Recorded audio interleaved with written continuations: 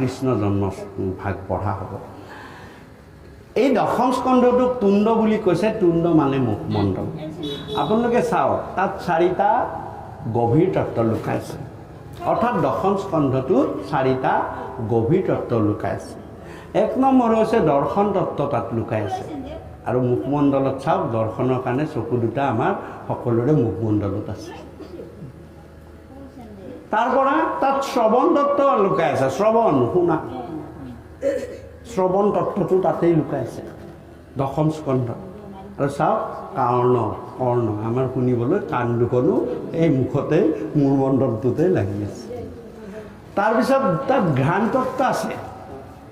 ঘ্ৰাণ তত্ত্ব আছে, তাত গুন্ধ, স্মাইল যিটো কয়, ঘ্ৰাণ তত্ত্ব আছে। আৰু সেইকাৰণে নাসিকা দুটাও তাতে আছে। আমাৰ নাসিকা দুটাও মুখমণ্ডলৰ ভিতৰত। আৰু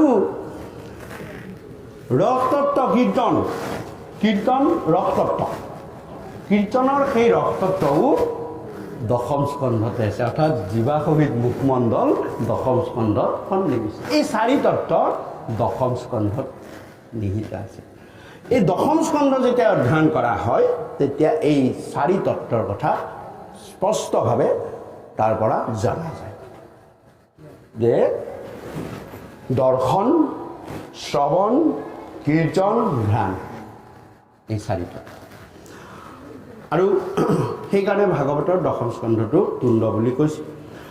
আৰু তাৰপিছতে আমি ভাগৱতৰ আৰম্ভণি কৰি মংগলাচৰণ ভাগি পাঠ কৰা হ'ল। মংগলাচৰণ কি বস্তু? যে মাংগলিক আচৰণ। মংগল আচৰণ মানে মাংগলিক আচৰণ। কোনে মাংগলিক আচৰণ কৰে, কি কৰে? যে ভগৱন্ত পুৰুষ সেই উদ্ধৱক কৈছিলে, সেই উদ্ধৱ তিৰোধায়, মই এই দাপৰ যুগৰ শেষত মই তিৰোধান কৰিলোঁ, মই যাবলৈ লৈছোঁ, ৰহস্য তত্ত্ব কোৱাৰ শেষত কৈছে। তেতিয়া উদ্ধৱে 8 বছৰকে ভৰিত ধৰি ভগৱন্ত পুৰুষৰ শ্ৰীচৰণত পৰি কৈছিলে, হে প্ৰভু, আপুনি যে যাবলৈ ল'লে, ইয়াৰ পিছত কলিযুগ আহি আছে, কলিযুগত এই নৰসকল, জীৱসকল কেনেকৈ তৰিব, এই বুলি প্ৰশ্ন কৰিছিল। তেওঁলোকক তৰণৰ কিবা উপায় ব্যৱস্থা ৰাখিছেনে? দুৰ্ঘোৰ কলিযুগ আহি আছে, এওঁলোকতো তৰিব লাগিব।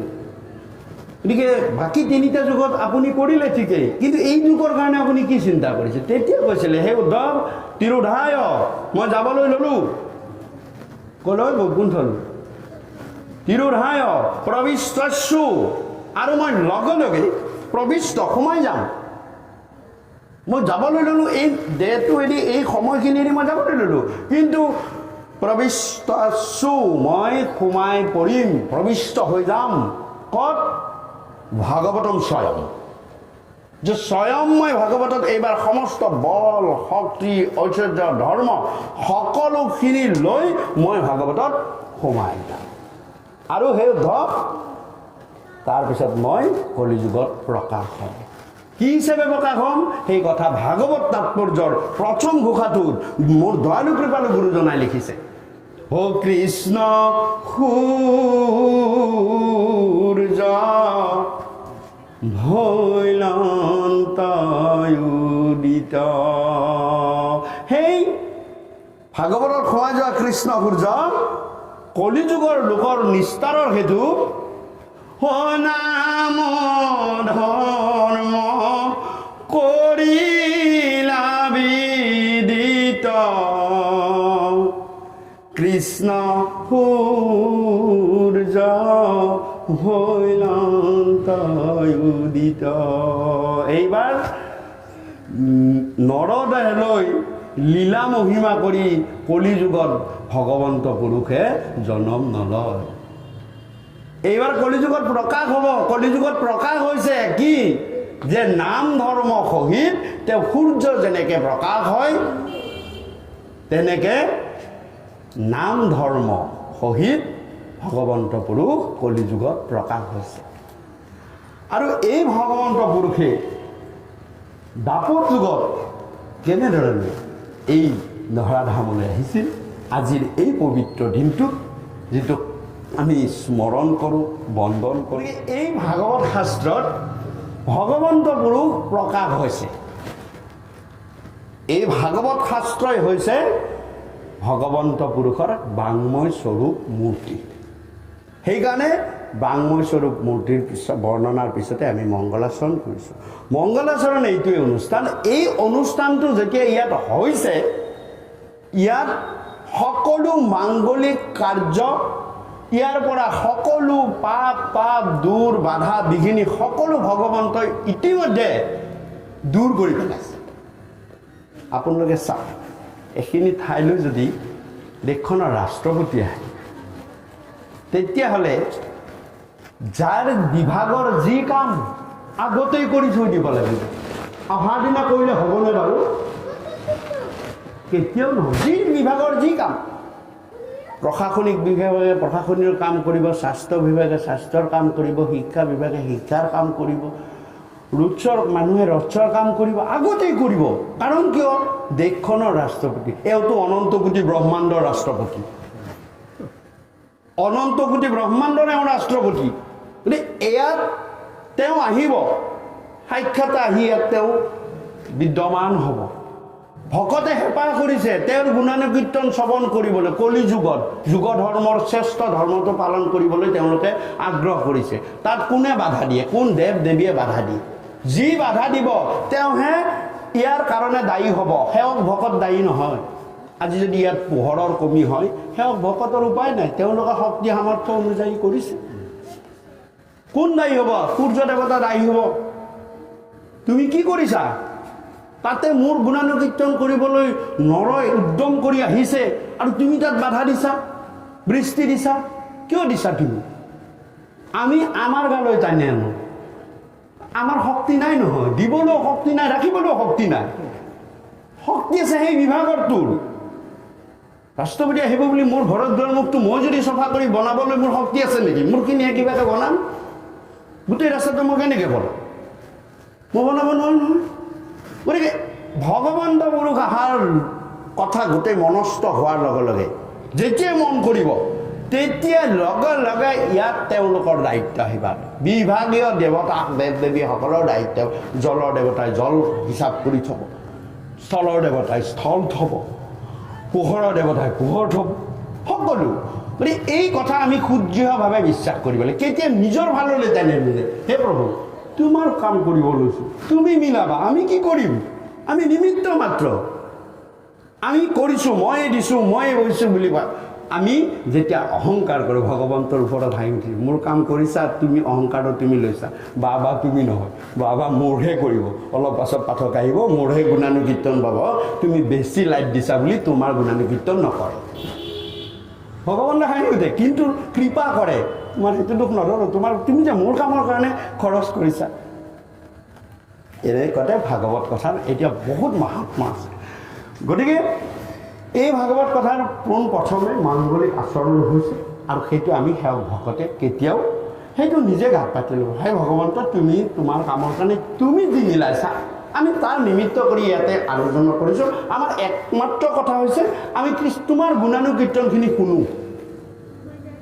তুমি তোমাৰ গুণানুকীৰ্তনখিনি শুনি তোমাৰ অংশটো আমি যিটো লৈ ঘূৰি ফুৰি আছোঁ তাক আমি আনন্দ দিওঁ।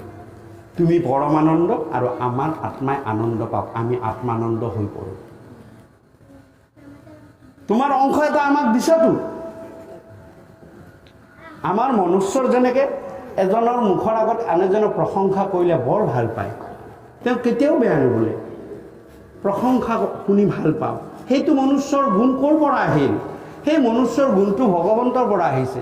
ভগৱন্ত পৰমানন্দ, তেওঁ আনন্দ। তেওঁ যেতিয়া ঘড়ীৰ গুণ গাই তাকে কৈছে মোৰ দয়ালু গোপল গুৰুজনাই, সেই নিৰ্গুণ কৃষ্ণৰ যেতিয়া তুমি গুণ গাবা, কি বুলি কৈছে? ও নিৰ্গুণ কৃষ্ণৰ গুণ গায়া, ও পৰমানন্দ পাইবাতে যি মায়া।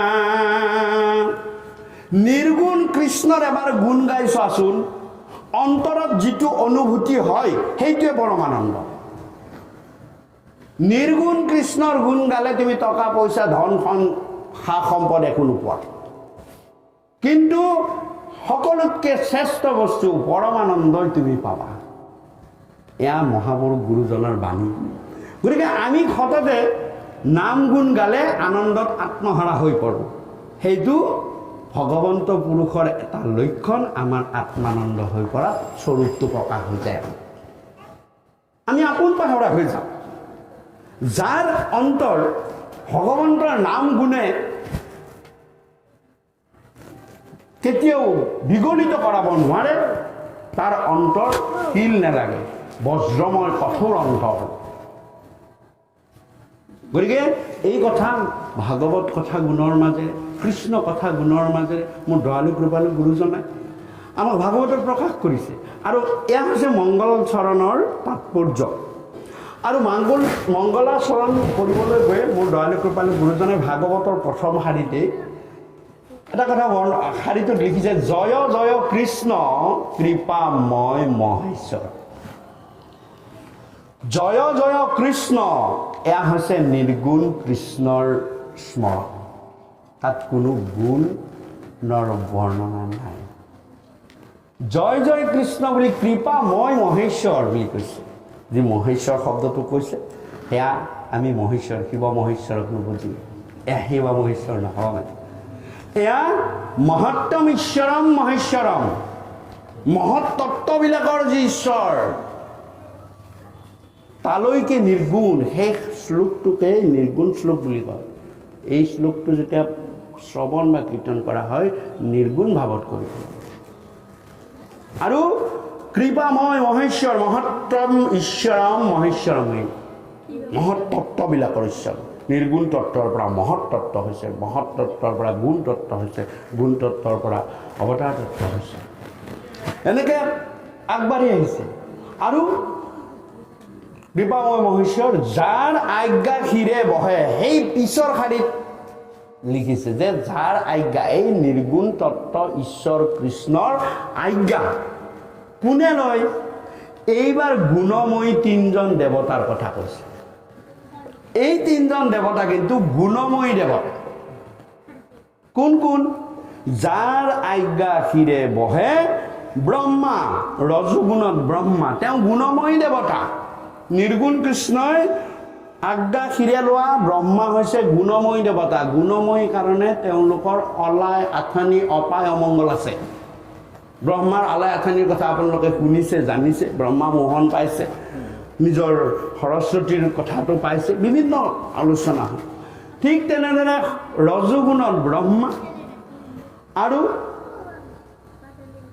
সত্যগুণত বিষ্ণু তেওঁ গুণময়ী দেৱতা তেওঁ নিৰ্গুণ কৃষ্ণৰ তেওঁ বৰ্ণনা কৰে নিৰ্গুণ কৃষ্ণক সেৱা কৰে নিৰ্গুণ কৃষ্ণৰ আদেশত তেওঁ সেই গুণৰ প্ৰতিনিধিত্ব কৰিছে তেওঁৰো আলাই আথানি আছে বিভিন্ন ধৰণৰ পুৰাণত বিভিন্ন ধৰণৰ কাহিনীত তেওঁৰ কথা পোৱা যায় বহুতেও সোধে গুণময়ী হ'লে আলাই আথানি হ'ব আমাৰ দয়ালু কৃপালু গুৰুজনাই কৈছে ব্ৰহ্মা আদি কৰি জীৱজত জীৱক পেলাই থৈ দিছে ৰাম ৰাম ৰাম ৰাম ৰাম মায়া সহ্যৰ মাজে আচন্ত সুমতি যায়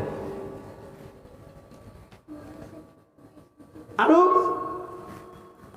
তমগুণৰ দেৱতা হৰ এয়াহে হৰ বিষ্ণু গ'ল সত্যগুণত আৰু যাৰ আজ্ঞা শিৰে বহে ব্ৰহ্মা হৰি হৰ তিনি গুণৰ তিনিটা আৰু এই তিনি গুণৰ তিনিটা দেৱতা এয়া হৈছে গুণৰ প্ৰকাশ প্ৰথমটো নিৰ্গুণ দ্বিতীয়টো গুণ এতিয়া গুণৰ প্ৰকাশ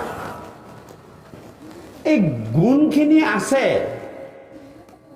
বাস্তৱিকতে কাৰ্যৰ দ্বাৰা প্ৰকাশ নকৰিলে গুণটো প্ৰকাশ পাবনে মোৰ ৰাজসিক গুণ আছে মোৰ ৰাজসিক গুণ আছে বুলি মই কৈ থাকিলে নহ'ব নহয়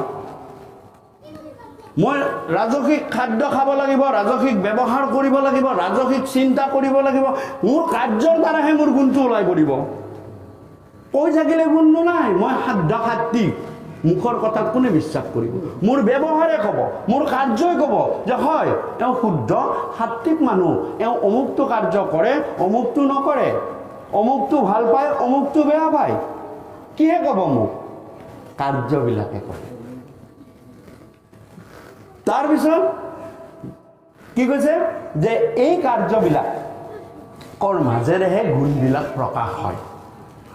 গতিকে কাৰ্যবিলাক কেনেকৈ প্ৰকাশ হয়, যে কাৰ্যবিলাকৰ কথা ক'ত আছে, যে সেইকাৰণে পিছৰ শাৰীতেই কৈছে যে কাৰ্যবিলাক ভগৱানৰ কাৰ্যবিলাক প্ৰকাশ কৰে অৱতাৰ লৈ লৈ।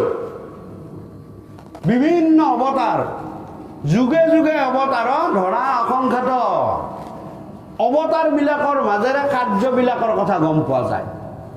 অৱতাৰ লয়, অৰ্থাৎ আমি যেনেকৈ ক'লোঁ কাৰ্যবিলাক কৰিম, এতিয়া আমি ভগৱানে যিখিনি কাৰ্য কৰিব তাক আমি অৱতাৰ বুলি কওঁ। পৰশুৰাম ভগৱানে এটা কাৰ্য কৰিলে, ঠিক তেনে নৰসিংহ ভগৱানে এটা কাৰ্য কৰিলে, ঠিক তেনেদৰে মৎস্য ৰূপত এটা কাৰ্য কৰিলে, কুৰ্ম ৰূপত এটা কাৰ্য কৰিলে। এই কাৰ্যবিলাকৰ মাজেৰে আমি গম পাওঁ যে এওঁ শুদ্ধ, বা অৱতাৰবিলাকৰ মাজেৰে আমি গম পাওঁ যে এওঁ শুদ্ধ সাত্বিক আৰু এওঁ ৰাজসিক, এওঁ তামসিক। গতিকে এই কাৰ্যবিলাকৰ কথা ক'ত লিখা আছে, যে এই কাৰ্যবিলাকৰ কথা য'ত লিখা আছে তাকে কৈছে 18 পুৰাণ। 18 পুৰাণত প্ৰথম 6খন আছে সাত্বিক পুৰাণ, অৰ্থাৎ সেইখিনিক বিষ্ণুক প্ৰতিনিধিত্ব কৰি সেই পুৰাণসমূহ সাত্বিক কাৰ্যৰ মাজেৰে প্ৰকাশ কৰিছে। বিষ্ণুক প্ৰতিনিধি, সেইকাৰণে বিষ্ণু পুৰাণ, বৰাহ পুৰাণ, পদ্ম পুৰাণ, এনেকুৱা 6খন আছে সাত্বিক পুৰাণ। 6খন আছে ৰাজসিক পুৰাণ, অৰ্থাৎ তাত ব্ৰহ্মাৰ বৰ্ণনা আছে। কেনেকুৱা? ব্ৰহ্ম পুৰাণ, ব্ৰহ্ম বৈৱৰ্ত পুৰাণ এনেকৈ আদি কৰি 6খন আছে মানে ৰাজসিক পুৰাণ। আৰু 6খন আছে তামসিক পুৰাণ, অৰ্থাৎ শিৱ পুৰাণ, কালিকা পুৰাণকে আদি কৰি যিখিনি তামসিক ৰূপত যিখিনি প্ৰাধান্য কৰিছে, শিৱক প্ৰাধান্য কৰি কৰিছে, সেইখিনি সেই 6খন আছে। মানে মুঠতে 18খন পুৰাণ, 6 × 3 = 18খন। এনেদৰে মোৰ দয়ালু কৃপালু গুৰুজনে প্ৰথম 4 শাৰীৰ কথা বৰ্ণনা কৰিছে আৰু কৰি কৈছে সেই ঈশ্বৰ কৃষ্ণক আমি কোটি কোটি বাৰ আমি নমস্কাৰ কৰোঁ। কোন কৃষ্ণক? এই যে নিৰ্গুণ কৃষ্ণ, প্ৰথমতে জয় জয় কৃষ্ণ গালে, সেই নিৰ্গুণ কৃষ্ণক আমি কোটি কোটি বাৰ প্ৰণাম কৰোঁ। আমাৰ দয়ালু কৃপালু গুৰুজনাই ইণ্ডেক্স কৰিছে নিৰ্গুণ কৃষ্ণৰ গুণ গা, ছুপাৰ পাৱাৰটো লৈ আমাক দেখুৱাই দিছে, তালৈকে যা, বাকী গুণময় দেৱতাও বাদ দিয়া। আমাক ক'ত দেখুৱাইছে? সেইকাৰণে বাৰে বাৰে কৈছে নিৰ্গুণ কৃষ্ণৰ গুণ গা। বাকী গুণময় যদি গুণ গোৱা, তুমি যি গুণত যি গুণ যোৱা সেই গুণৰে তুমি অধিকাৰী হ'ব পাৰিবা। যি গুণত যি গুণ যোৱা, তুমি যদি সত্য গুণত গোৱা সত্য হ'ব পাৰিবা, ৰজগুণত যদি তুমি যোৱা ৰজ হ'ব পাৰিবা, আৰু তমগুণত যোৱা যদি তুমি তম হ'ব পাৰিবা। এইদৰে মোৰ দয়ালু কৃপালু গুৰুজনাই ভাগৱতৰ প্ৰথম 4টা শাৰীতে এনেকুৱা সুন্দৰ বৰ্ণনা দিছে। পিছৰ শাৰীৰ বৰ্ণনা আৰু গৈ আছে। গতিকে আমি আজি অধ্যায়লৈকে যাম, 10মলৈকে যাম, কিন্তু প্ৰথম 4 শাৰীৰ কথাৰে বিশ্লেষণৰ মাজেৰে মাংগলিক চৰণ ভাগি আমি পাঠ কৰা হ'ল।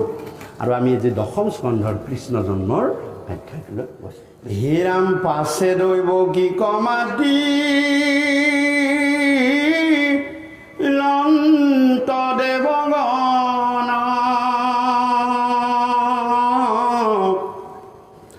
হে থাকিও কমাও ভয় নকৰিবা মন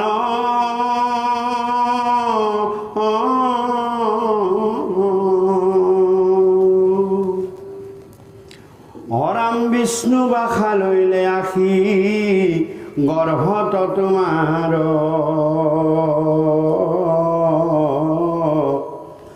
হেন দেখিবই লবৰ আনন্দ আমাৰ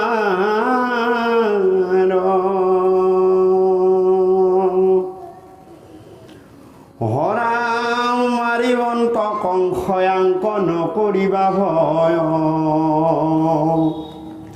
ৰাখিবন্ত যদু বংশ তোমাৰ তনয়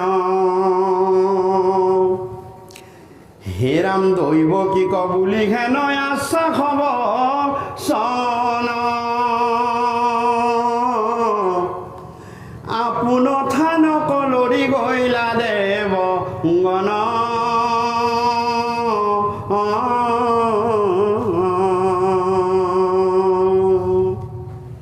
কৃষ্ণ যে কৃষ্ণ জন্মৰ কথা ক'বলৈ গৈ দয়ালু কৃপালু গুৰুজনাই লিখিছে যে দৈৱকী ৩৩ কোটি দেৱতাই আহি সেই কাৰাগাৰৰ ভিতৰত স্তুতি কৰিছে। চাওকচোন, গভীৰ তত্ত্বৰ কথা। আমি দৈৱকী কোন আমি জানো। দৈৱকী বসুদেৱৰ পত্নী, আৰু তেওঁলোকে কংসই কাৰাগাৰত থৈ দিছে। আমি সহজ কথাত আজিকালিৰ ভাষাত ক'বলৈ হ'লে জেলৰ কয়দী, হয় নহয় বাপু? কাৰণ বন্দী কৰি থৈ দিছে তেওঁলোকক। ক'ত আছে? কাৰাগাৰত আছে। আৰু সেই দৈৱকী মাতৃ, ভগৱন্তৰ পুৰুষৰ মাতৃ দৈৱকী কি কৰিছে? দেৱতাসকলে আহি স্তুতি কৰিছে। তত্ত্বটো উল্টা হৈছে ন? মনুষ্য তত্ত্বক দেৱতত্ত্বই আহি স্তুতি কৰিছে। কোনে কাক স্তুতি কৰিব লাগে? বিপদত পৰি আছে, অন্ধকাৰ কাৰাগাৰত পৰি আছে, তেওঁৰ বিপদ, খনে খনে বিপদ, কেতিয়া কংস আহি মাৰে, কেতিয়া কংস আহি মাৰে, তেওঁ স্তুতি কৰিব লাগে। কিন্তু চাওক, অলপ আগতে আলোচনাই কৰা যে মাংগলিক কাৰ্য কৰক, মংগলাচৰণ কৰক, ভগৱন্ত পুৰুষক আনক, গৃহলৈ আনক, গৰ্ভলৈ আনক, মনলৈ আনক, দেৱতাই স্তুতি কৰিব তোমাক। তুমি দেৱতাক স্তুতি কৰিব নালাগে। তেওঁ দেৱাদিদেৱ, তেওঁ সৰ্বশক্তিৰ অধিকাৰী। তুমি সেইটো কাম কৰা। দৈৱকীৰ নিচিনা ভগৱন্তক গৰ্ভলৈ, মনলৈ, গৃহলৈ আনিবলৈ চেষ্টা কৰা। দেৱতা তোমাৰ দ্বাৰত দুৱাৰী হৈ থাকিব। আদৰ্শটো কেনেকুৱা দেখাইছে? স্তুতি কৰিছে কোনে? দেৱতাসকলে। ভাগৱতত গুৰু লিখিছে আৰু কৈছে, হে মাতৃ আপুনি সাৱধানে থাকিব। ভগৱন্ত পুৰুষ সহায় নাই। ইয়ালৈ মাংগলিক কাৰ্যৰ কাৰণে এতিয়া মনস্থহে কৰিছে। ইয়াতে ৰাইজসকলে ইয়াতে ভগৱন্ত পুৰুষক আনিব, তাৰ আগতে কাম এইখিনি, তাৰ আগৰ কাম এইখিনি, সকলোখিনি ঠিক ঠাক কৰি দিয়া। ক'ৰবাত কিবা লাগিব, ক'ৰবাত কিবা কমি হ'ব, ক'ৰবাত কিবা বেছি হ'ব, ক'ৰবাত কিবা এটা বিমংগল অমংগল হ'ব, সকলো ফালৰ পৰা দূৰলৈ লৈ গৈ ভগৱন্ত পুৰুষে কৃপাৰ পাত্ৰ কৰি তোলে। গতিকে প্ৰতিটো গৃহলৈ, প্ৰতিজনৰ মনলৈ, প্ৰতিজনৰ আই মাতৃৰ গৰ্ভলৈ ভগৱানক আনিবলৈ চেষ্টা কৰে। আৰু এই কথা কৈছে যে ভগৱন্ত পুৰুষে কৈছে যে মোৰ মা মোক বৰ সুখত পোৱা নাই। আমি অলপ দুখ পালেই ভগৱন্তক পোনপ্ৰথমে ভাল হৈছে, আৰু ভগৱন্তৰ গাত দুখ দি। ইয়াতে মহাভাৰতত এটা কথা আছে যে তাত কৈছে যে দুখ পালে সকলোৱে ভগৱানক স্মৰণ কৰে, মোক স্মৰণ কৰে। হে সখী, কৃষ্ণ অৰ্জুনক কৈছে, দুখ পোৱা মাত্ৰকে সকলোৱে মোক স্মৰণ কৰে। সাধাৰণ বেলেগ দুখ নালাগে, উজতি খালেও প্ৰথম কৃষ্ণৰ নামটোৱে ওলায়, হয়নে বাবা? উজতি খালেই কৃষ্ণ। কিন্তু উজতি খোৱাৰ পিছতেই কোনোবাই যদি মটৰচাইকেল এখনত আনি উঠাই লৈ যায়, বোলে আজনী ইমান খোজকাঢ়ি যাব নালাগে, তোমাৰ উজতি খালা, পোনপ্ৰথমে যদি পাহেৰে সেই কৃষ্ণকেই পাহেৰে। এই বাবা তইহে আনি দিলি দেই মোক, কিয়? কৃষ্ণইহে মিলালে। এই কথা অৰ্জুনক কৈছে যে দুখ পালে সকলোৱে পোনপ্ৰথমে মোকেই স্মৰণ কৰে, আৰু সুখ পালে যদি পাহৰিবলগীয়া বস্তু আছে প্ৰথম ময়েই, মোকেই পাহৰে। নামিয়ে ক'ব কি, বাবা তই বৰ ভাল কাম কৰিলি দেই, মোক যে এইখিনি আনি দিলি। কৃষ্ণই ভাবে, চা মই ইপা কৰি তাক ইয়ালৈ আনি দিলোঁ, গাড়ীখন মিলাই দিলোঁ, সুখ পালে অলপ আৰু পাহৰিলেই মোকে। হে প্ৰভু, তুমিহে আনিলা, আমাৰ বচন এইটো হ'ব লাগে। হা প্ৰভু, তুমি আনা, তোমাক মংগলে ৰাখক দে বাবা, তুমি যে এইখিনি মোক কোৱা, ভগৱন্তই তোমাক কৃপা কৰক, এয়া হ'ব লাগে। আৰু তাৰপিছতো কৈছে যে হে সখী, যদি সুখ পালেও মোক মনত ৰাখে, জানিবা মই তাৰ জীৱনত দুখেই হ'ব নিদিওঁ। সুখ পালেও যদি মোকেই স্মৰণ কৰে, মোকেই সকলোখিনি অৰ্পণ কৰে, তেতিয়াহ'লে মনত ৰাখিবা মই তাৰ জীৱনত দুখেই হ'ব নিদিওঁ। কি বুলি মোক দয়ালু কৃপালু গুৰুজনাই কৈছে, এই কথা ইংগিত আছে। ক'ত আছে? নামঘোষাত আছে, আমি সদায় পঢ়িয়ে থাকোঁ। কি বুলি কৈছে? ঐ ঐশ্বৰ্য বিভূতি বলসমে অজানে মোক যিটো নৰোত্তমে, হে ময়ো হইলো তাৰ সিও মোৰ হইল বৈশ্য। ঐশ্বৰ্য বল বিভূতি ভগৱন্তৰ কৃপাত যদি মিলিছে আৰু এইবিলাক থাকিও যদি মোক জানে, জানিবা সিও মোৰ বৈশ্য হ'ল আৰু ময়ো তাৰ বৈশ্য হৈ পৰিলোঁ। অৰ্থাৎ সুখ পালেও যদি ভগৱন্তক নাপাহৰে, দুখ হোৱাৰ কোনো কাৰণেই নাই। এই কথা মোৰ দয়ালু কৃপালু লিখিছে, গুৰুজনাই লিখিছে নামঘোষাত। মোৰ দয়ালু কৃপালু গুৰুজনাই কীৰ্তনত লিখিছে। আৰু দৈৱকী মাতৃৰ কথালৈ আমি আহিছোঁ যে দৈৱকী মাতৃক কৈছে যে মোৰ মাতৃ, ইচ্ছা কৰিলে মই কি কৰিব নোৱাৰোঁ, কিন্তু মই দেখুৱাইছোঁ যে মোক গৰ্ভত ধাৰণ কৰিব হ'লেও অসাধ্য সাধন কৰিব লাগিব। সুখ সংভোগৰ মাজত মোক কোনেও নাপায়। জন্ম জন্মান্তৰ তপ কৰিব লাগিব, ব্ৰত কৰিব লাগিব আৰু কষ্ট স্বীকাৰ কৰিব লাগিব, তেতিয়াহে মোক পুত্ৰ হিচাপে পাব। তেতিয়াহে মই মাতৃৰ সেই বেদডাললৈ ভয় কৰিম। সুখ সংভোগৰ মাজত মোক কোনেও নাপায়, কাৰণ সুখ সংভোগৰ মাজত মোক সকলোৱে পাহৰিয়ে থাকে। বাৰে বাৰে সেই অন্ধকাৰ কোঠৰত থাকি বসুদেৱে আৰু দৈৱকীয়ে কৃষ্ণ স্তুতি কৰিছিলে, প্ৰভু আমিনো কি, তুমি আহিবা, তুমি থিতাপি ল'বা। আৰু সেই কষ্ট পাইছিল কাৰণে ভগৱন্ত পুৰুষে তেওঁলোকক সেই কৃপা কৰিছিল। আৰু দেৱতাসকলে কৈছে যে হে মাতৃ, একো চিন্তা নকৰিব, ভগৱন্ত পুৰুষ আহি তোমাৰ গৰ্ভত থিতাপি লয়। থিতাপি লৈ তেওঁ প্ৰকাশ হ'ব।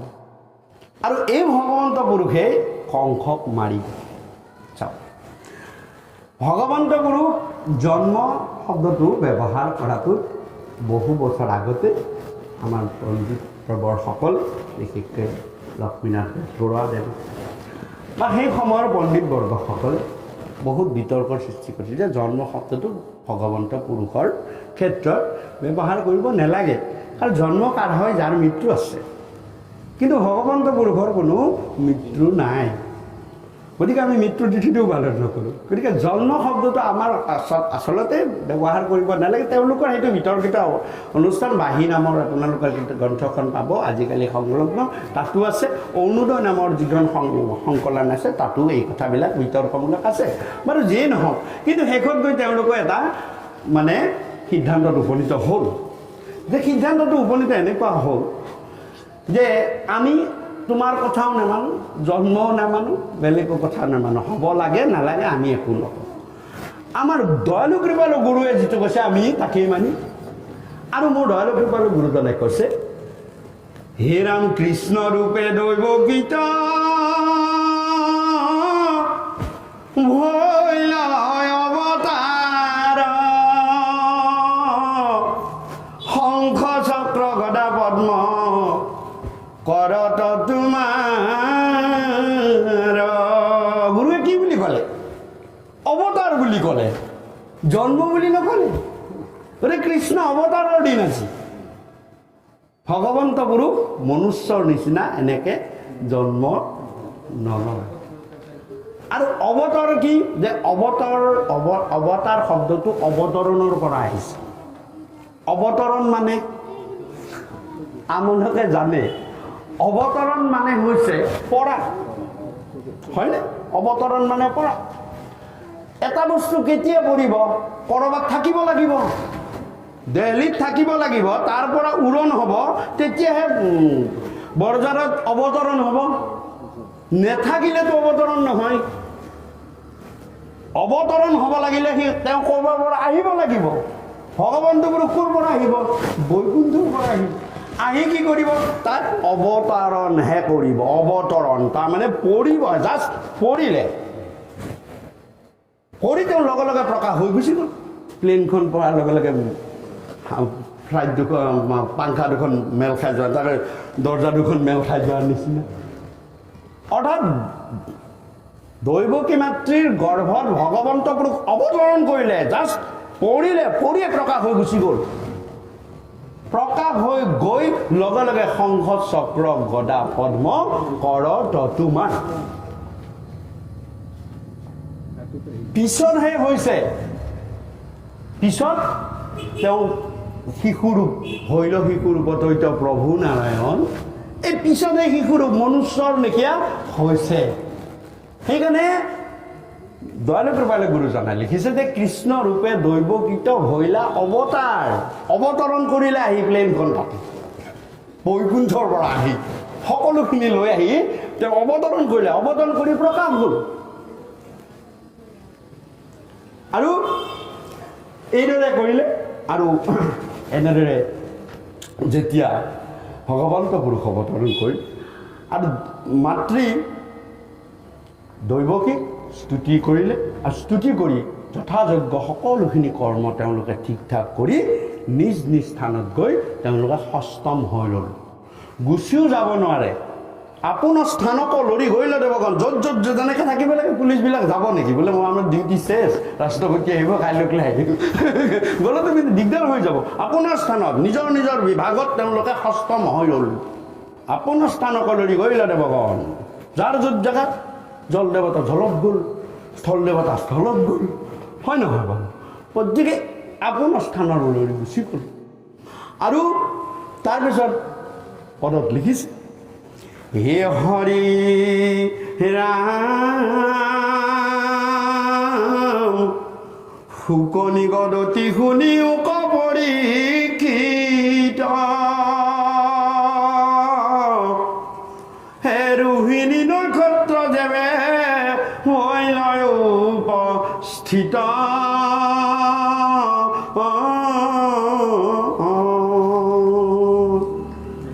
হে ৰাম পৰম শোভন কাল হৈল শিবেলাত,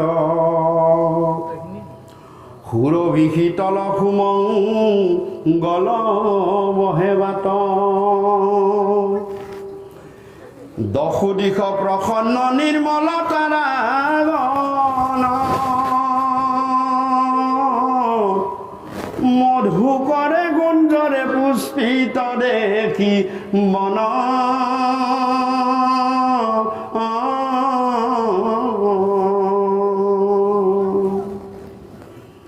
হৰাম পৃথিৱীৰ সুমংগল মিলিলয় পাৰ,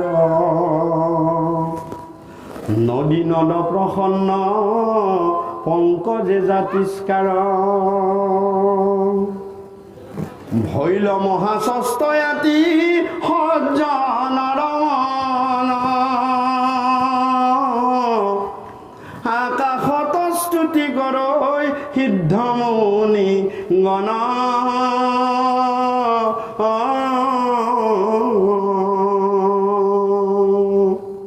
হে ৰাম অসংখ্যাত দুন্দুভি স্বৰ্গক চানিবা ঐ, অপস্যৰা নাচে বিদ্যা ধৰে গীত গাঐ, হে ৰাম বৰিখন্ত পুষ্পদেৱ শুনি নিৰন্তৰ, সাগৰৰ লগত গৰ্জন্ত জল ধৰ। দেখিছে গুৰুজনাই লিখিছে, কি লিখিছে? যে সকলোবিলাক সুপ্ৰসন্ন হৈ গৈছে, কোনো বিতুষ্ট হোৱা নাই। নদী নদৰ পৰা, আকাশৰ তৰাৰ পৰা, সিদ্ধ মুনিগণৰ পৰা আনি সাধু সজ্জনৰ মনলৈকে সকলোৱে আনন্দ, সকলোৱে ফূৰ্তি, সকলোৱে সুপ্ৰসন্ন তাৰে ভৰি পৰিছে। কোনো অসুস্থ অসুৱা মনত তাত থাকিব নোৱাৰে, নিদিয়ে। ভগৱন্ত পুৰুষ যেতিয়া আহিছে তেতিয়া সকলোবিলাক সুপ্ৰসন্ন হৈ পৰিছে চাৰিওফালে নিৰ্মল সাগৰ গম্ভীৰ হৈ পৰিছে আকাশখন নিৰ্মল হৈ পৰিছে সাধু সজ্জনৰ মনবিলাক খুব আনন্দতে ভৰি পৰিছে গতিকে কিছুমান ঘটনা এই পৃথিৱীত যেতিয়া বা আমাৰ আশে পাশে যেতিয়া ঘটে তেতিয়া আমাৰ মনটো বৰ ভাল লাগে আজি এই অনুষ্ঠানটো আমাৰ এই অঞ্চলৰ ৰাইজে ভগৱন্তই দিয়া কৰ্মশক্তিৰ মাজেৰে ভগৱন্তই কৰা কৃপাৰ মাজেৰে এই অনুষ্ঠানটো আয়োজন কৰিছে আপোনালোকে চাওক এই অনুষ্ঠানটো কৰাৰ পৰা ভগৱন্তৰ নাম গুণানুকীৰ্তন কৰাৰ পৰা কোনোবা যেন অশান্তি পাইছে আৰু যিয়ে অশান্তি পাইছে তেওঁ সজ্জন কেতিয়াও হ'ব নোৱাৰে তেওঁ কেতিয়াও সজ্জন হ'ব নোৱাৰে কৈছে যে সজ্জনৰ মন ভগৱন্ত পুৰুষ যেতিয়া আহিলে সেই সময়ত দাপৰ যুগত ভগৱন্ত পুৰুষে আহিছিলে এই সময়ত কি হৈছে যে নাম হিচাপে ভগৱন্ত পুৰুষ আহিছে ভগৱন্তৰ নাম শুনিলে কোনো সজ্জনৰ মন কেতিয়াও অশান্তি নকৰে কেতিয়াও অশান্তিৰে পৰিপূৰ্ণ নহয় সকলোবিলাক সুপ্ৰসন্ন হৈ পৰে ভাল লাগিছে নহয় অকণমান শুনি যায় ভগৱন্তৰ কৃপা হৈছে এনেকুৱা ধৰণৰ এটা সুন্দৰ পৰিৱেশ চৌপাশে ভগৱন্ত পুৰুষ অহাৰ সময়ত হৈছে আৰু ঠিক সেই সময়তে সেই সুন্দৰ সময়ত আলোচনা কৰা হৈছে যে শুভ দিন শুভ তিথি শুভবাৰ শুভক্ষণত শুভ স্থানত ভগৱন্ত পুৰুষ ইয়াতে উদয় হৈছে আৰু সেই সময়তে ভগৱন্ত পুৰুষ আহি আইমাতৃ দৈৱকীৰ গৰ্ভত আহি অৱতাৰ ধাৰণ কৰিলে কেনেদৰে অৱতাৰ ধাৰণ কৰিলে হে হৰি ৰাম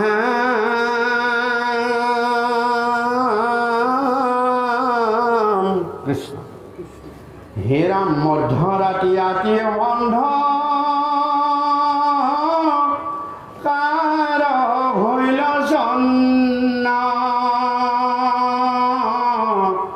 সেই সময়ত উপজিলা নাৰায়ণ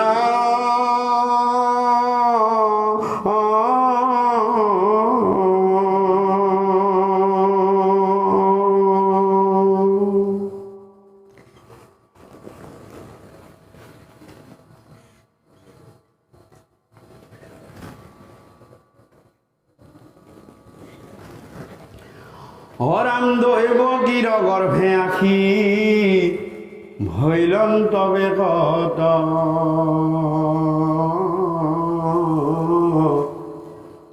চন্দ্ৰ যেন প্ৰকাশন্ত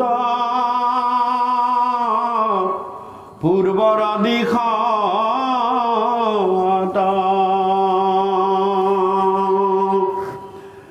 যে সেই সময়তে প্ৰভু ভগৱন্তই আহি দৈৱকী মাতৃৰ গৰ্ভত জাপি ল'লে ইয়াতে মোৰ ডালিকৃপালু গুৰুজনাই নাৰায়ণ শব্দটো ব্যৱহাৰ কৰিছে কৃষ্ণ জন্ম যে সেই সময়ত উপজিলা নাৰায়ণ এই নাৰায়ণ শব্দটোৰ অৰ্থ বহুত গম্ভীৰ বহুত তাত্ত্বিক বহুতৰ গুৰুজনাই এই নাৰায়ণ শব্দটো বিভিন্ন ধৰণৰ চিন্তাৰ মাজেৰে আমাক এই নাৰায়ণ শব্দটো ব্যৱহাৰ কৰিবলৈ কৈছে আৰু এই নাৰায়ণ শব্দটোৰ ব্যৱহাৰিক ক্ষেত্ৰ বা নাৰায়ণ শব্দটোৰ আক্ষৰিক যি তাৎপৰ্য না এই নাৰায়ণ শব্দটোৰ সমস্ত চাৰিখন বেদৰে তত্ত্বখিনি নিহিত হৈ আছে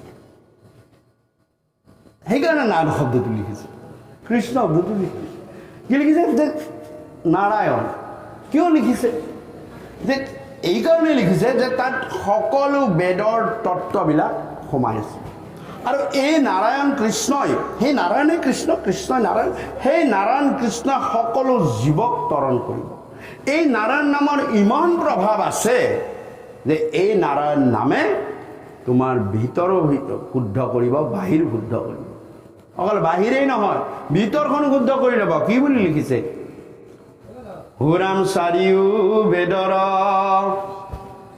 চাৰিও অক্ষৰ অখাৰ গাৰিয়ামি ব্ৰহ্মদেৱে খুবে কত কৰিয়া